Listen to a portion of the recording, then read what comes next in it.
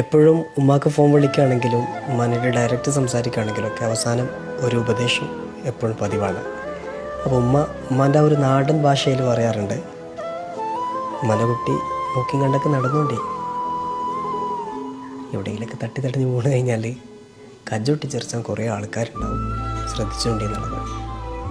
ഉമ്മാൻ്റെ ആ ഒരു ഭാഷയെ കുറച്ചും കൂടെ സ്ഫുടം ചെയ്തിട്ട് എൻ്റെ ഒരു ടേമിലേക്ക് ഞാൻ പറയുന്നതാണെങ്കിൽ, പൊന്നുമോനെ, നീ ഒന്ന് തട്ടിത്തടഞ്ഞ് വീണ് കഴിഞ്ഞാൽ നിൻ്റെ ചുറ്റുമുള്ളത് നിന്നെ താങ്ങാനുള്ള മനുഷ്യരല്ല, നേരെ മറിച്ച് അതിൽ ബഹുഭൂരിഭാഗം കൈകൊട്ടി നിന്നെ കളിയാക്കി ചിരിക്കാനും പരിഹസിക്കാനും നിൻ്റെ തകർച്ചയെ കാണാൻ ആഗ്രഹിക്കുന്നവരുമാണ്.